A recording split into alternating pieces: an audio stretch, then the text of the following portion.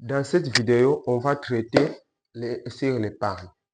Alors, c'est quoi l'épargne?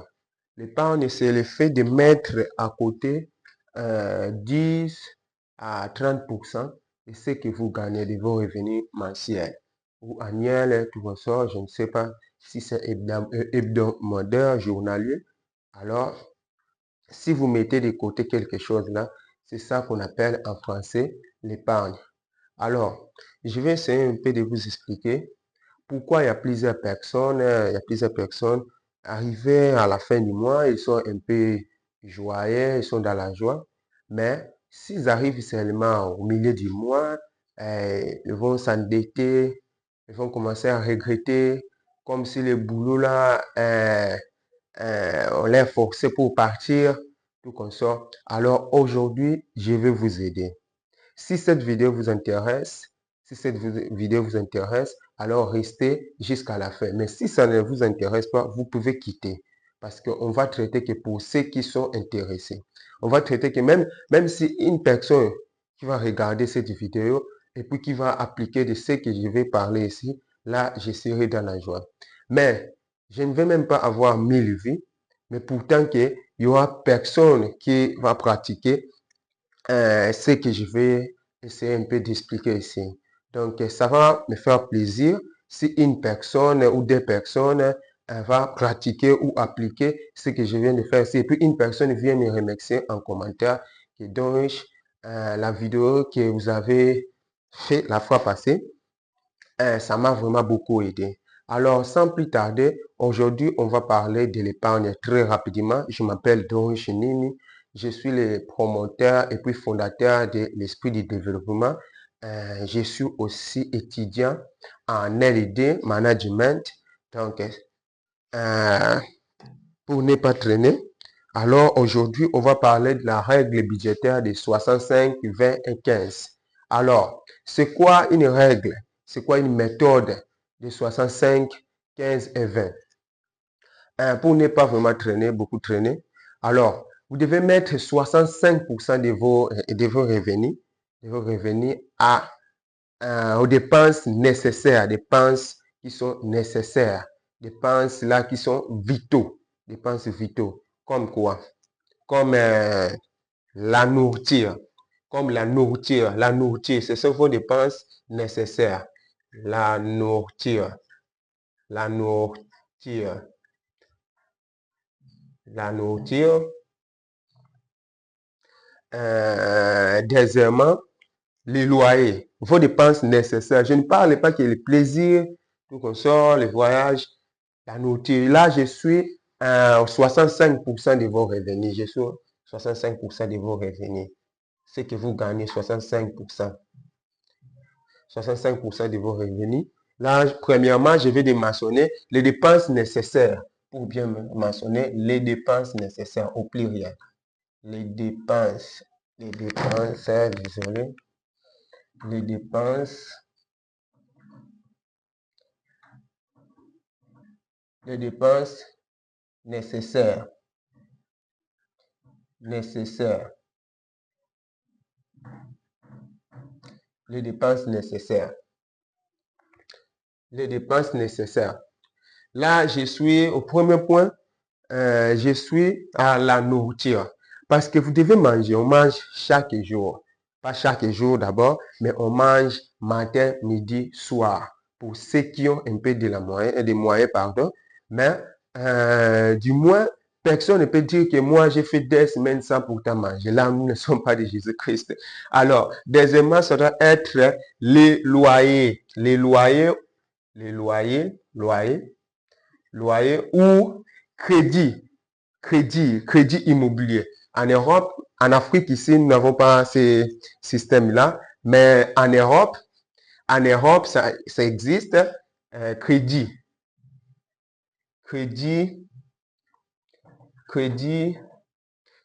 immobilier. Crédit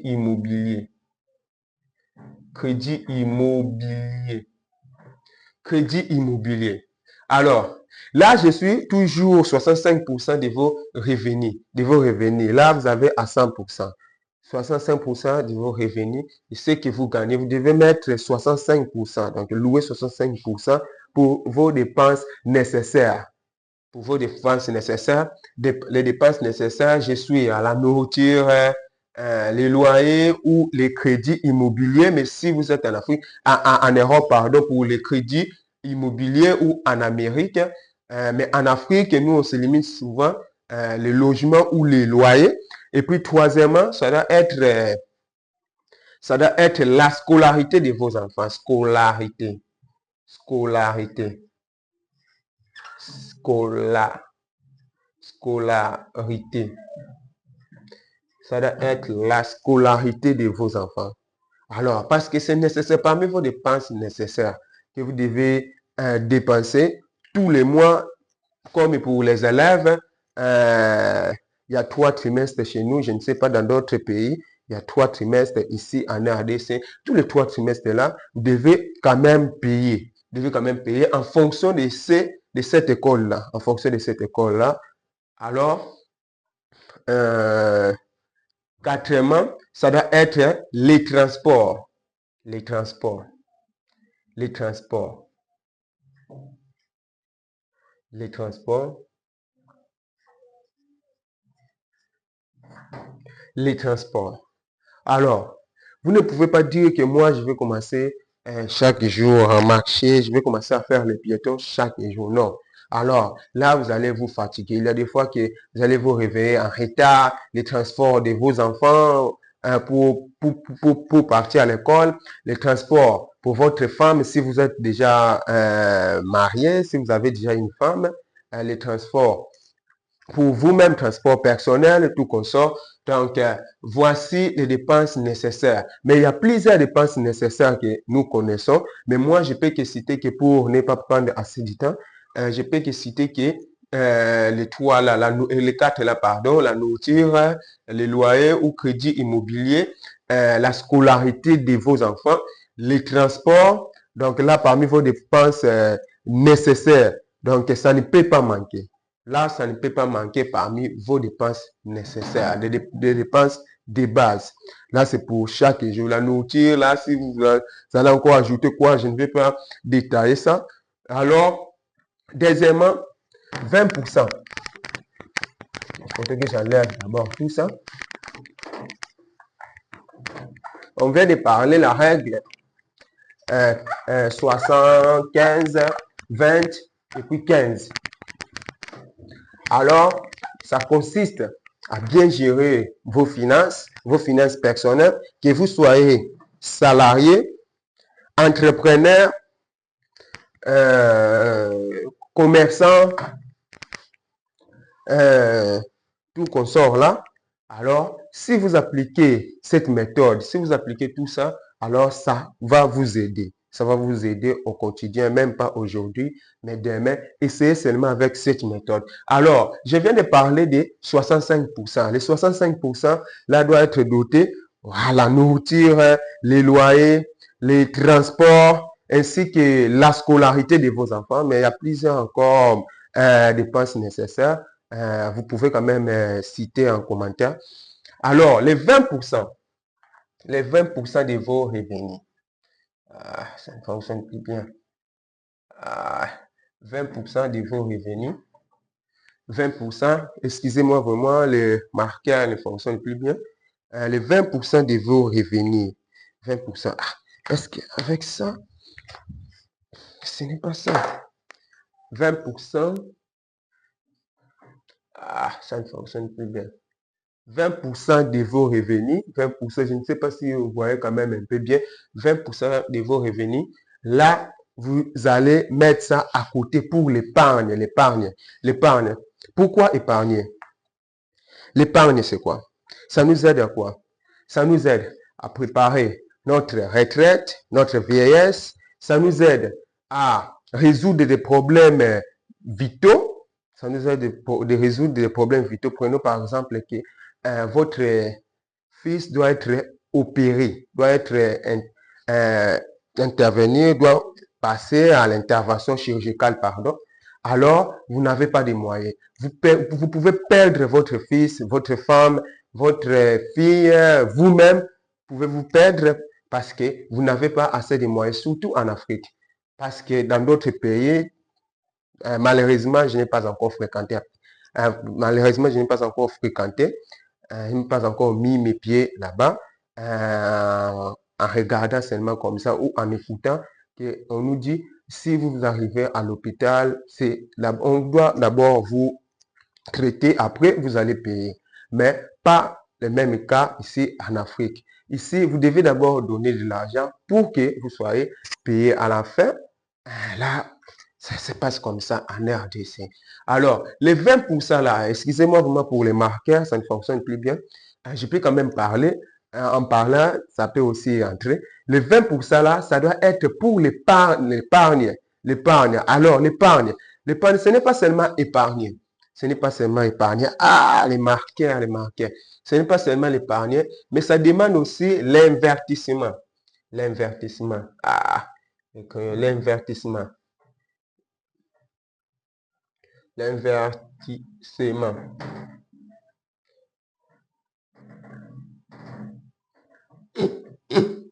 L'invertissement. Vous devez investir quelque part. Prenons par exemple les personnes qui gagnent 100 dollars par mois ici en RDC. Prenons le cas des personnes qui gagnent 100 dollars par mois. Alors, pour les 100 dollars par mois, l'air 65%, je n'ai pas parlé ça ici au début, l'air 65% là, ça doit être 185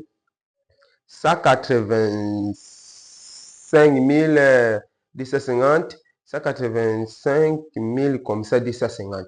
L'air 65% de l'air revenu. Alors, les 20%, ça doit être, l'air 20%, ça doit être 57 000 francs congolais. Alors, c'est ça que vous allez commencer à épargner tous les mois.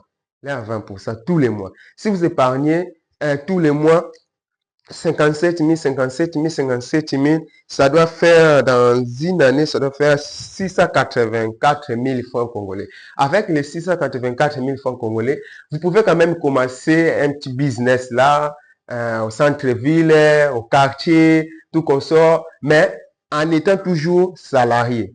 En étant toujours salarié, ce n'est pas que lorsque vous avez déjà économisé, vous êtes déjà mesure d'économiser 684 000 francs à ce moment-là que vous allez quitter votre emploi. Non. Alors, commencez à travailler et puis à investir petit à petit. Si vous avez des enfants, vous pouvez quand même ouvrir quelque part là-bas au centre-ville, peut-être vendre des unités, peut-être créer une petite boutique, tout comme ça, vendre des produits locaux, l'huile de palme, les maïs, du foufou. Là, je ne sais pas, là, selon votre décision, c'est que vous allez vous investir. Alors, les 20% est doté pour l'épargne. L'épargne. Il y a même un auteur là qui dit, Robert Kiyosaki, qui dit que l'équation qui mène vers la richesse, l'équation là qui peut booster votre finance, c'est d'abord accumuler. C'est d'abord, il faudrait d'abord accumuler. Il faudrait d'abord accumuler. Parce que vous devez d'abord travailler. Vous devez d'abord travailler, accumuler, épargner. Ah, malgré les marqueurs, on va encore répéter ça. Accumuler, épargner, et puis investir. Donc, accumuler. Vous devez d'abord travailler. Vous devez d'abord avoir des moyens pour épargner. Parce qu'il n'y a personne qui peut épargner sans pourtant avoir un 50 francs congolais.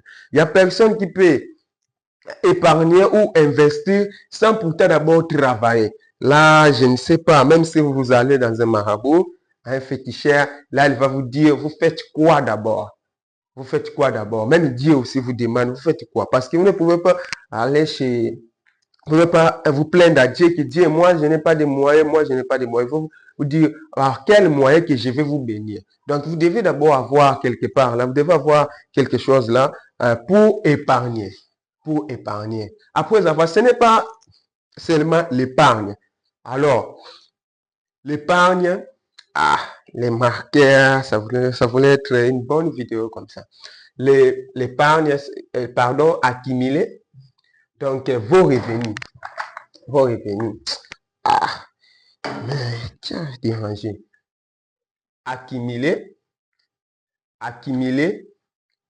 épargne, et puis investir. Alors, les cadrans du cash flow, qu'est-ce que je peux faire? Comme ça. Et puis, comme ça. J'espère que vous voyez bien. Ici, c'est accumuler. Accumuler. Accumuler. Accumuler. Épargner. Et c'est épargner. Là, je suis toujours dans les 20%. Épargner. Épargner. Épargner. Là, je suis toujours. Vous êtes en train de voir. J'espère que vous êtes en train de voir. Accumuler. Donc, A, ça veut dire accumuler. L'équation là, c'est le Robert Kiyosaki. Accumuler, épargner et puis investir. C'est Warren Buffett qui dit que c'est la 10e merveille. Donc, c'est l'investir. Accumuler, épargner et puis investir. Il n'y a pas d'investissement sans épargne. Là, je suis en train de...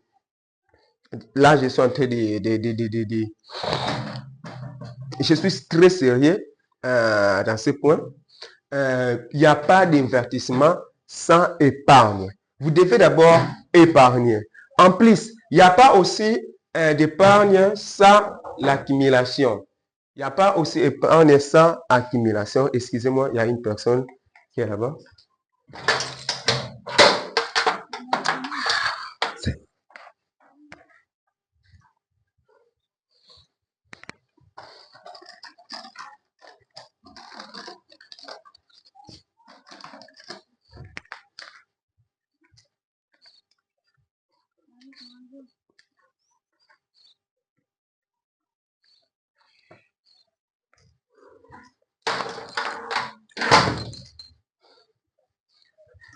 Ah, j'étais en train de parler, excusez, parce qu'il y avait des enfants là-bas que je devais résoudre un petit problème là. Je viens de parler investissement, épargne et puis accumulation des biens. Alors, il n'y a pas d'investissement sans épargne. Il n'y a pas aussi l'épargne sans pourtant avoir quelque chose, sans pourtant accumuler quelque chose. Donc, ça n'existe pas. Donc, c'est Robert Kiyosaki qui dit l'équation qui mène vers la richesse, c'est l'accumulation des biens, le fait d'épargner, le fait de mettre entre 10 et 30%. Si vous avez aussi plusieurs ressources, plusieurs garde-fous, là, vous pouvez quand même épargner 50% de vos revenus.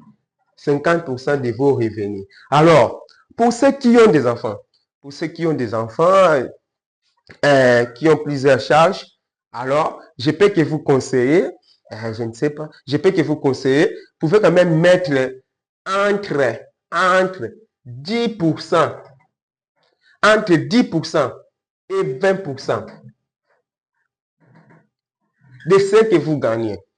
Si vous gagnez $100 par mois, par mois, votre 10% de l'épargne, ça doit être 28 500 francs. 28 500 francs. 28 500 francs congolais. 28 500 francs congolais. C'est ça que vous allez commencer à mettre tous les mois. Tous les mois. Toutes les années. Donc, chaque année, vous mettez avec 28 500 francs congolais. On peut calculer ensemble. 28 000 francs fois 10, ça va faire 285 000. Vous avez déjà votre $100 déjà. C'est que vous gagnez les mois. 285 000 francs congolais. Plus ici divisé par 2, ça doit faire environ 285 000 francs congolais. Plus ça doit faire environ dans les 300 et quelques de mille. 300 et quelques de mille, ce que vous allez gagner pour les 10%. Pour le dire, si vous avez des charges là-bas, vous avez une femme, mais vous n'arrivez pas à mettre 20%, ne fût-ce que 20% de vos revenus. 20% de vos revenus. Alors, pour ceux qui n'ont pas vraiment assez de charges vraiment pour supporter, alors vous pouvez quand même mettre 20%. 20%. 20% de vos épargnes. Alors, 20% chaque mois, sur les $100, ceux qui gagnent $100, 285 000. 285 000. 285 000 francs congolais. Là, 20%, c'est 57 000 francs congolais. 285 000 moins 57 000 francs congolais. 57 000 francs congolais. Alors, là, vous allez commencer à investir tous les mois. Vous allez commencer à mettre par deux de côté tous les mois pour 57 000 francs congolais. 10 mois, ça va faire 570 000 francs congolais.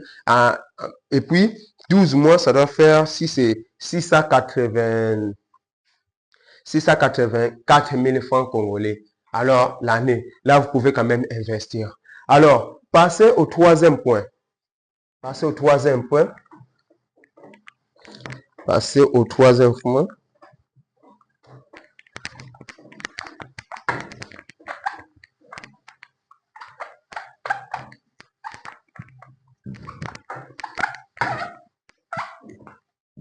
Passer au troisième point, qui est les loisirs. Les loisirs et puis les dépenses, les loisirs. C'est quoi les loisirs?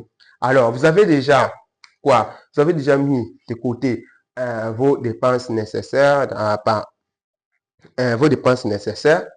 Vous avez déjà épargné quelque chose entre 10 à 20%. Et puis, vous devez aussi vous jouir. Vous devez aussi vous jouir. Le plaisir. Mais pas n'importe quel plaisir. Hein. Pas n'importe quel plaisir. Tout comme ça. Ça peut être les voyages. Vous pouvez quand même y voyager. Vous pouvez quand même y voyager. Ah, le marqueur, ça ne fonctionne pas bien. Les voyages. C'est le bon plaisir. 15%. Là, excusez-moi, je n'ai pas bien signalé. Alors, 15% de vos revenus doivent être dotés pour les plaisirs. Pour les plaisirs.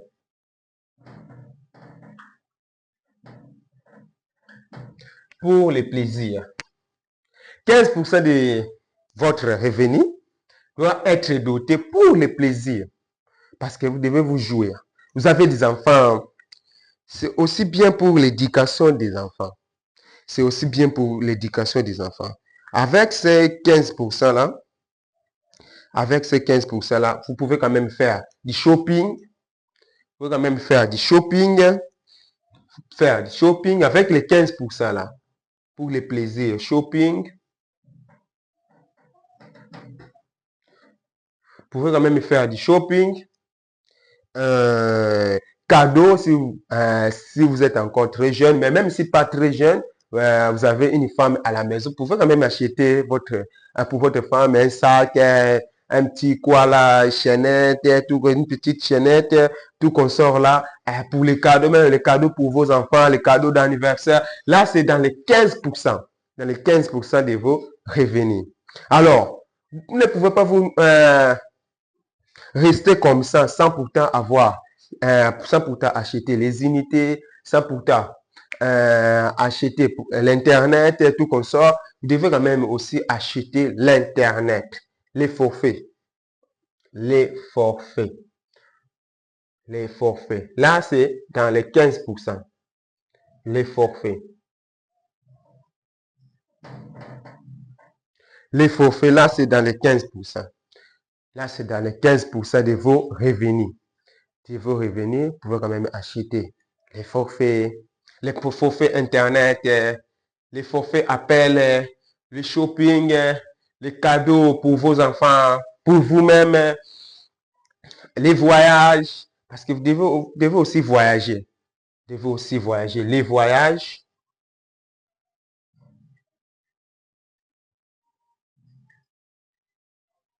Les voyages, les sorties. Les sorties. les sorties,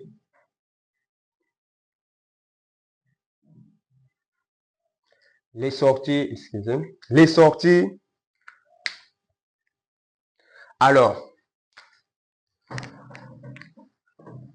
en un mot, je peux que vous garantir, je peux que récapituler ce que je viens de parler. 65% de vos revenus, 65% de vos revenus nets, 65% de vos revenus nets doit être doté aux dépenses nécessaires, dépenses nécessaires, dépenses nécessaires, dépenses nécessaires, nécessaires, aux dépenses nécessaires. 20% de vos revenus, 20% de vos revenus, 20% de vos revenus doit être doté, 20% de vos revenus doit être doté à l'épargne, épargne. Épargne et puis investissement. Entre parenthèses, investissement.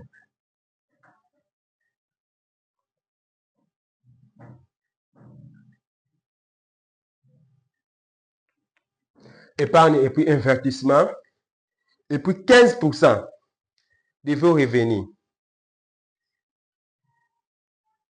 15% de vos revenus.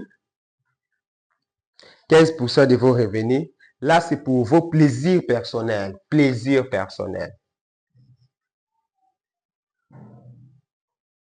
Plaisir personnel. Plaisir personnel. Personnel.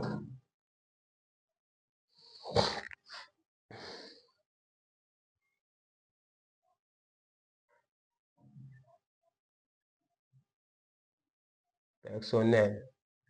Pour vos plaisirs personnels. Alors,